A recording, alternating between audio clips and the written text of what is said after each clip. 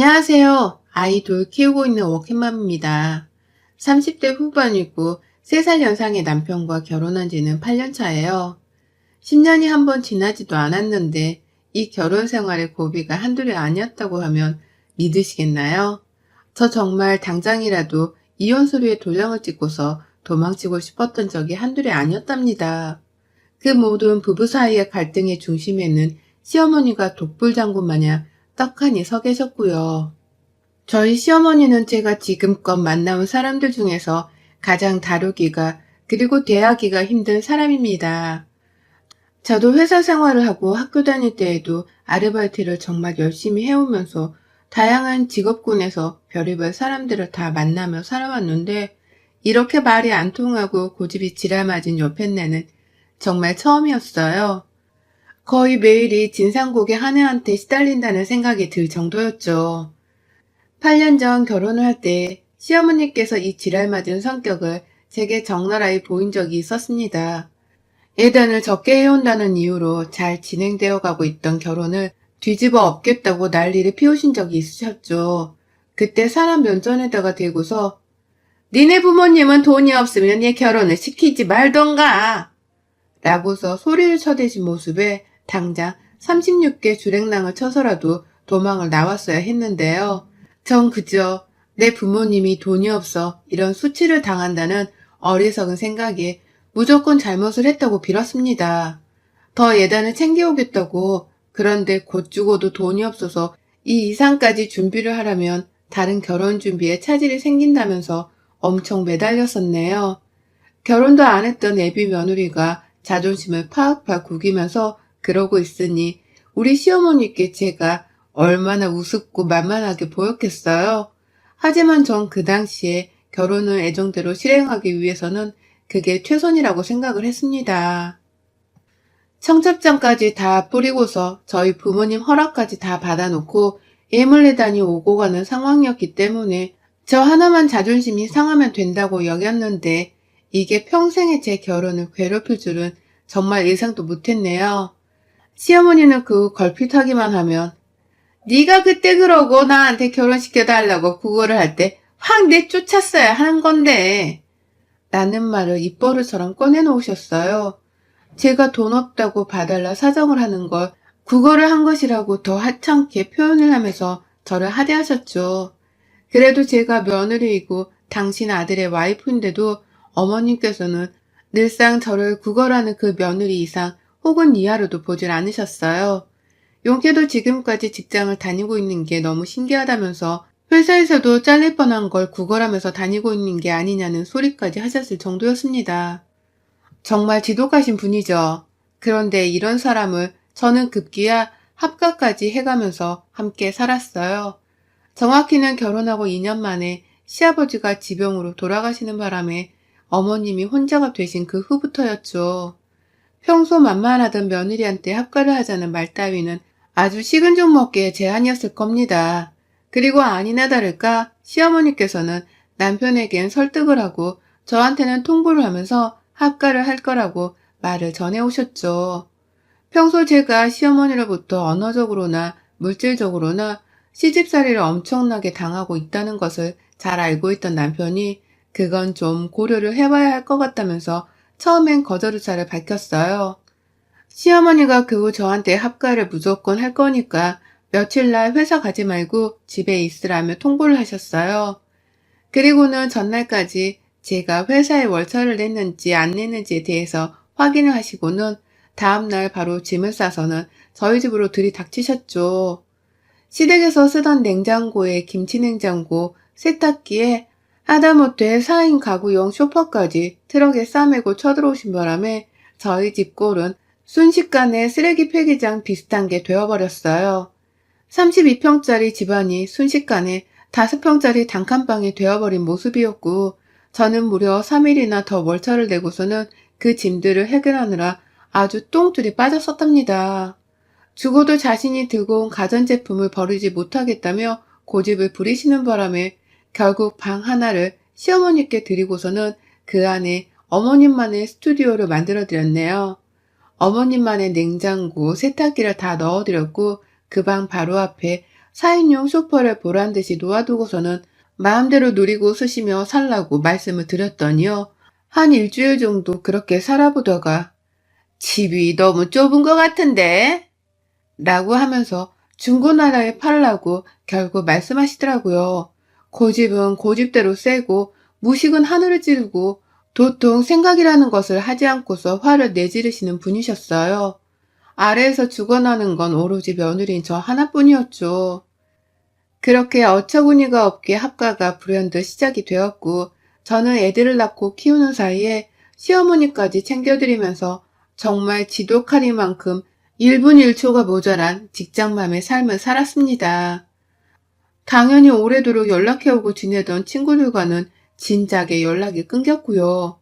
오로지 가족들 챙기고 뒷바라지를 하느라고 온 신경이 그리로만 쏠려버렸어요. 친정에서도 가끔 보는 저를 매번 걱정하고 안쓰러워할 만큼 제 몰골은 갈수록 피폐해져 갔고요. 또래 사람들을 만나더라도 제가 10살은 더 먹은 것 같아 보이기도 했답니다. 그 정도로 외모 관리 또한 뒷전으로 여기고서는 당장에 오늘만 살고 죽는 여자였죠. 그런데 혼내는 시어머니보다 말리는 시누이가 더 밉다고 하잖아요. 제가 시어머니 복도 없는데 하다 시누이 복도 없더라고요. 처음 시어머니가 합가를 하셔서 저희 집에 왔을 때 시누이가 저희 집을 자주 찾아오지 않았었어요. 그 당시 시누이는 혼자 밖에 나가 자취를 하는 중이었고 당시 남편 되는 사람이랑 열렬히 사귀고 있었는데 연애에 아주 미쳐서는 자기 엄마가 새 집에 들어간 것도 제대로 확인 한 번 안 하고는 몇 달 동안 얼굴을 코빼기도 안 비쳤어요.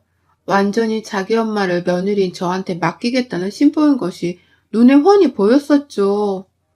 아무튼 그렇게 며느리인 저한테 자기 엄마를 떠안기고서는 나몰라라 하더니만 시어머니랑 합가하고서 딱 6개월 정도 되면서부터는 저희 집을 자주 오더라고요. 남자친구랑 완전히 결혼을 하기로 했다고 하면서 말입니다. 이제는 남친이 아니라 남편이 되는 사람이라서 연애에 그리 목을 맬 이유가 없다고 생각을 하는 건지 여유를 가지고서 저희 집을 왔는데요. 말 한마디 한마디가 얼마나 거슬리고 약이 오르던지요. 시어머니가 내 딸 왔는데 너 언제까지 같이 앉아있을 거야? 뭐라도 음식을 대령해 와야 할 거 아니야. 라고 하면서 저한테 콩쥐 부리듯이 시집살이를 시키면 시누이가 그러더라고요. 아이고, 우리 엄마가 다른 시어머니보다 낫네. 밥기니 제때 챙기게 하라고 조언해주는 어른이 있어서 넌 얼마나 좋겠어. 라고 말이죠. 이게 뭔 귀신 뒤통수 때리는 소리인지요. 저 부려먹는 시어머니를 말리기는커녕 조언해주는 좋은 어른이 있음에 감사하라고 하다니. 그 애미의 그 딸년이구나 싶더라고요. 하지만 문제는 이런 식의 시누이의 말들이 계속되었다는 겁니다. 시어머니 한 사람의 시집살이만으로 저는 정말 너무 힘든 적이 많았거든요. 회사 갔다가 집으로 오는 길이 육아전쟁을 하는 전쟁터인 것만 같기도 했는데 동시에 시어머니를 상대해야 하는 지옥불에 가는 것도 같았습니다. 여러모로 집에 가는 게 시어머니 하나 때문에 괴로웠어요. 남편도 저를 어떻게든 도와주고 챙겨주려고 배려를 많이 하는 모습이었지만 그러면 시어머니가 더 불같이 화를 내면서 저를 괴롭히거나 시집살이를 부려댄 바람에 오히려 남편이 나서주지 않는 것이 저에게 이득이었습니다. 뭐 하나라도 도와주겠다고 남편이 앞치마를 대신 매기라도 하며 그날 저희 집은 정말 시어머니의 불호령으로 인해 전쟁터를 방불케 하는 소음이 퍼져나갔어요.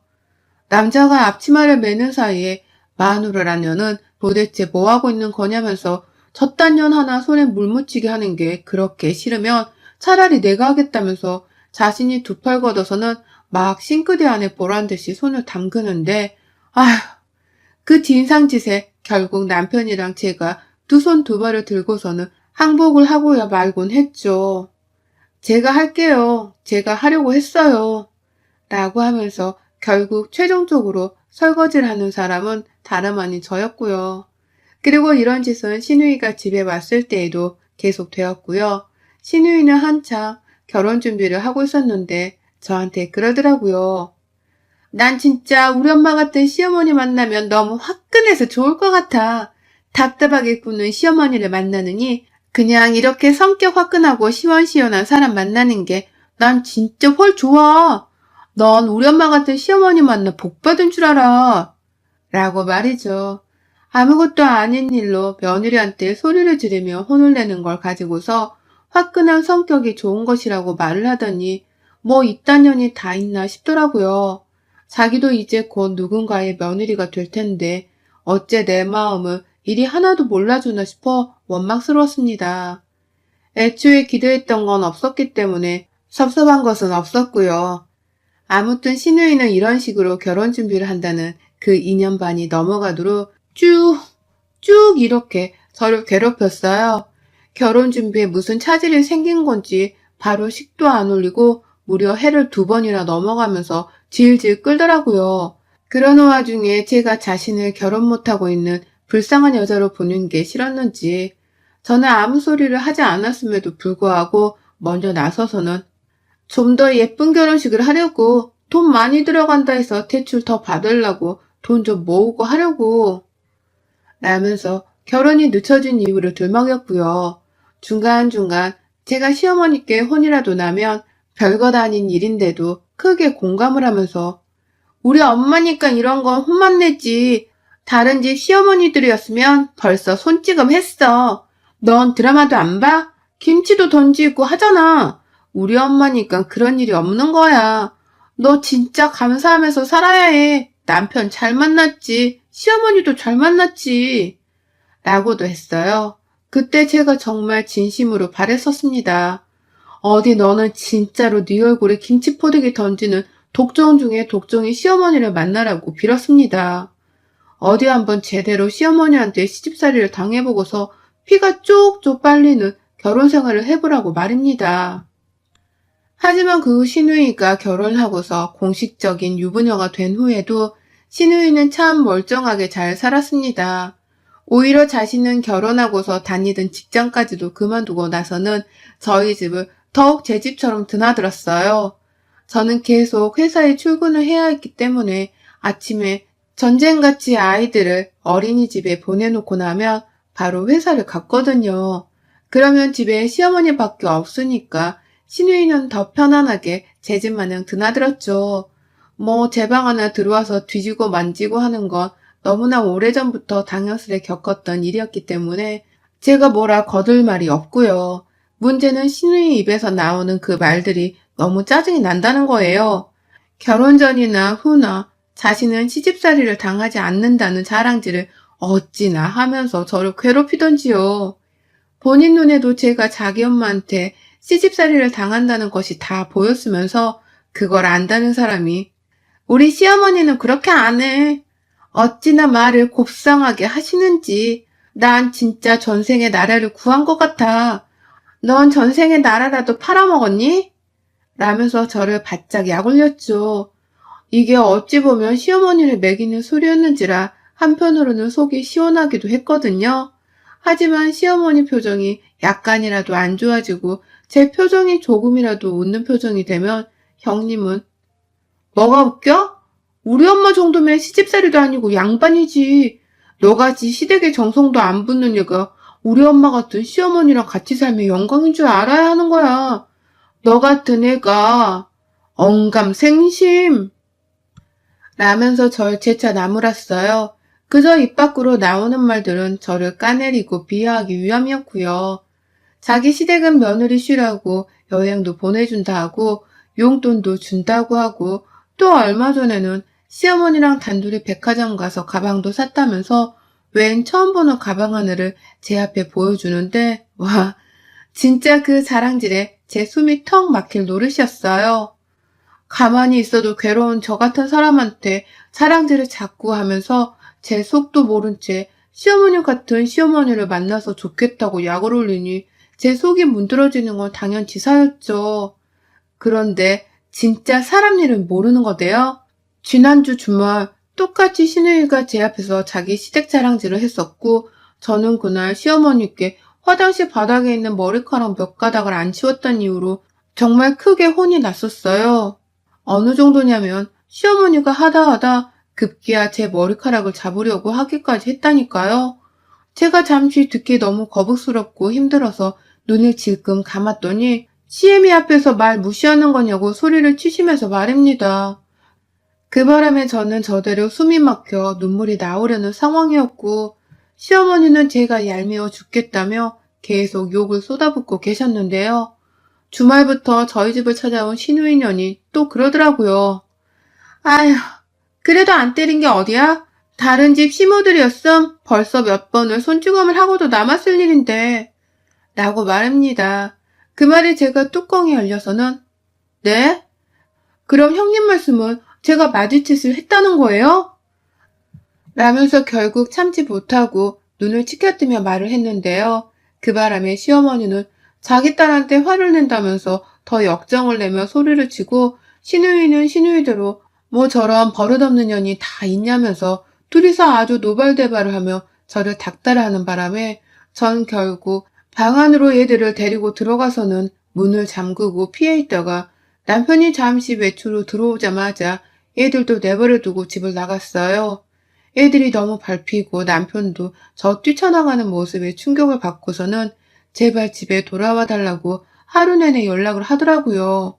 그 바람에 눈 딱 감고 다시 집으로 들어갔고 딱 하루 걸린 저의 첫 가출이 그리 끝이 났습니다. 신우이는 그 사이 남편이 화를 낸 건지 이미 자기 집으로 돌아가곤 없었고 저는 잠시라도 친정에서 눈물 콧물 다 쏟아내며 친정 가족들한테서 위로를 받았었어요. 그게 정말 큰 힘이 되었죠. 그러고 집에 와서는 거의 시어머니랑도 일부러 마주치길 피하면서 제 딴엔 정말 보기 싫다며 열심히 피하고 살았네요. 시누이는 아예 제 집 안에서 말도 꺼내기 싫었는지라 남편에게 절대로 집에 오게 하지 말라고 아주 신신당부를 했습니다. 하지만 시누이가 그년이 다시 제 집을 찾아왔습니다.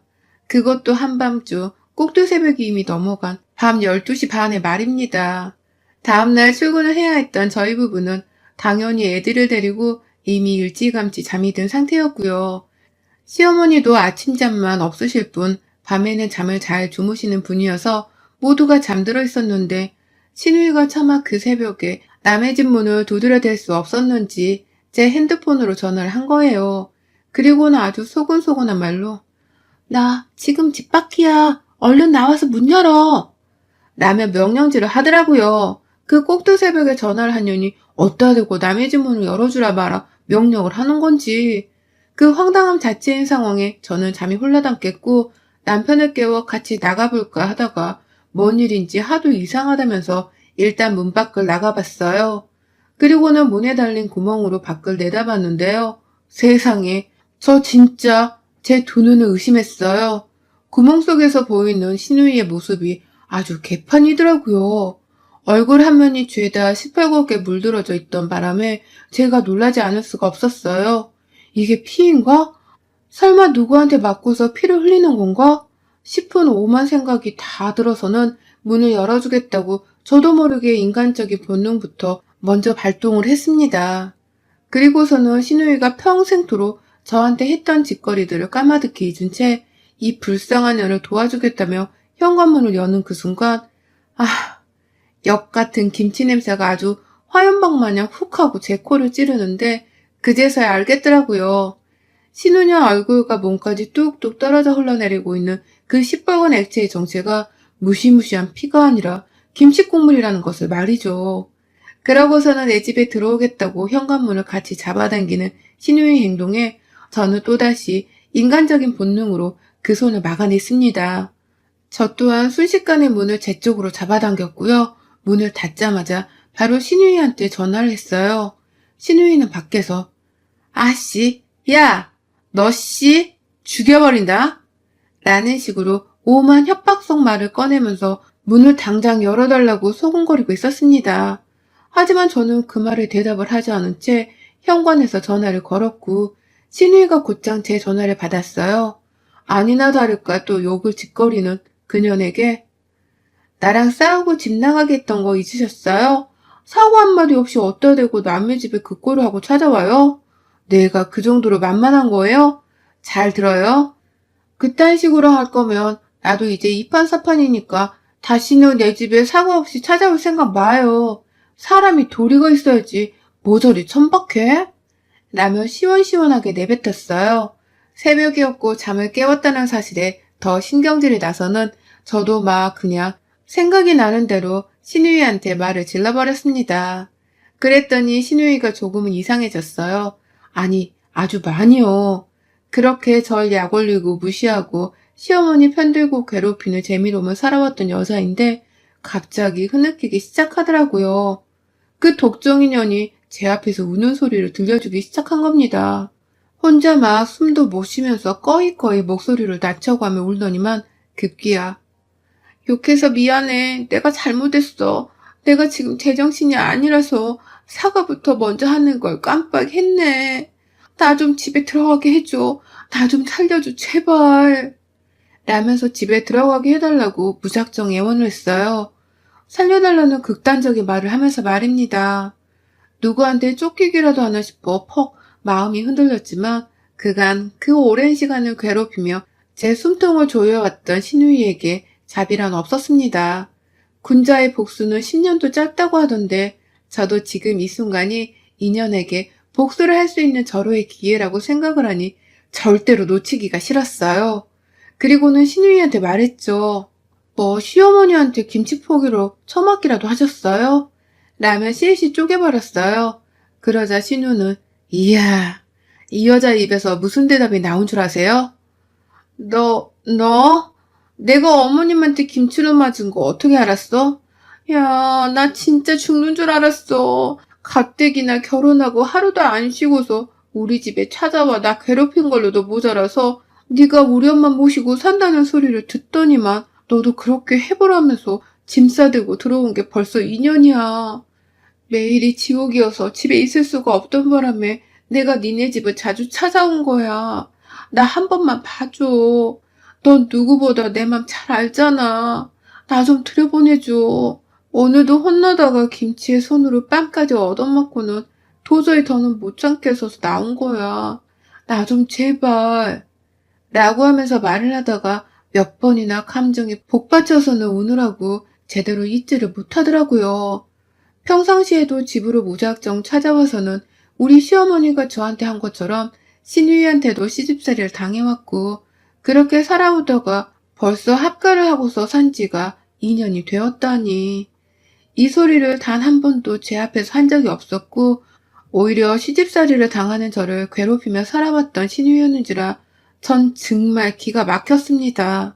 저도 모르게 참나 이야 이거 진짜 유물이네 라면서 이 기도 한차는 사실을 받아들이겠다며 생각에 잠겨있는 사이 신우이는 이대로 김치 국물을 씻지도 못하고 호텔에 갈 수도 없다고 하며 저한테 무조건 문을 좀 열어달라고 아주 사정을 하더라고요. 무조건 이 집에서 김치 국물을 씻어내야 한다는 마음가짐으로 말입니다. 그러면서 그제서야 저한테 실토를 했습니다. 내가 그간 너무 독하고 못되게 굴었지 내가 네 처지를 알면서도 너를 이해해주기는커녕 그냥 난 더 잘 산다는 모습만 보이고 싶어서 그래서 너한테 못되게만 굴게 된 건데 나도 내가 왜 그랬는지 모르겠어. 우리 엄마는 아직 아무것도 모르니까 나 그냥 조용히 들어가서 씻고 얼른 잠만 잘게. 애들 방에서 꼽사리 껴서 잘게 응? 라고 말이죠. 그간 오히려 자신의 암흑 같은 사생활을 감추기 위해서 제 앞에서 더 못되고 얄미운 말을 하며 지내왔다고 하는데 그걸 변명이라고 하는 건가 싶더라고요. 집 필요할 때만 찾아와서는 이리 도움을 요청하는 간사함이라니. 이제 와서 다 미안했다면서 제가 받은 상처를 정당화시키려 하다니. 그러니 저는 더 이상 참을 수가 없었습니다. 이대로는 절대로 신우이가 자신의 과거를 정당화시키게 내버려 둘 수 없다며 문을 열었어요. 그리고는 신우이의 그 김칫국 묻은 얼굴에다가 제 손으로 직접 신우이 뺨을 내리쳤습니다. 그리고 신우처럼 소곤거리면서 말을 했죠. 이게 어디다 대고 이제 와서 용서를 빌어? 네가 한 짓거리를 용서받고 싶으면 네 엄마 데리고 평생 내 눈앞에서 꺼지던가. 아님 너라도 제발 내 시야에서 사라지라고. 달린 주둥이라고 아무 소리나 짓거려? 확 주둥이 찢어버릴라. 라고 하면서 한 대를 더 때리겠다며 제 손을 더 치켜 세워 들어올리니 신우이는 그게 무섭다고 지레 겁을 먹고선 어깨를 움츠리더라고요. 아마 자신의 시어머니께도 늘상 그런 식으로 맞고 혼이 났는지라 버릇이 들린 듯 했습니다. 결국 신우이는 찔끔거리더니 군말도 못한 채 입을 다물었고 저는 그런 신우이를 양껏 노려보다가 보란듯이 문을 닫았어요. 화장실로 곧장 들어가서 제 손에 묻은 마른 김치국물을 닦는데 와, 기분 묘하대요. 나를 그렇게 약올리고 괴롭히던 신우이가 정작 시집살이를 당하다 못해 김치포기로 싸대기까지 맞아가는 독종 중에 독종 시어머니를 대하고 있었다는 사실이 믿겨지지 않아서 말입니다. 그날 신우이는 결국 자기 엄마한테 자신의 모습을 보이기 싫었는지 더 이상 제 집 문을 두드리지도 않고 연락도 하지 않았어요. 뭐 혼자서 쪽팔림을 무릅쓰고는 호텔이라도 찾았겠죠. 호텔에서 들여보내줬는지는 모르겠지만요. 아무튼 인생사 세옹주말 하는데 신우이가 시집살이를 당하고 사는 며느리였을 줄이야.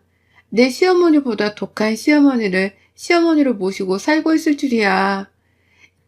이제 보니 전생에 나라를 구한 건 저이고 나라를 팔아먹은 건 신우이인가 봅니다. 역시 사람은 인생을 한 치 앞도 내다볼 수 없으니 현재의 주변 사람들을 잘 챙기며 살아야 하는 건가 보네요. 신우이 하나 덕분에 저는 공자도 부럽지 않은 깨달음을 얻었습니다. 저의 유쾌한 이 사연이 지금쯤 시집살이 혹은 신우이살이로 괴로운 며느리분들께 소소한 즐거움이 되었기도 바라봐요. 여러분의 생각은 댓글로 남겨주세요. 오늘도 시청해주셔서 정말 감사합니다.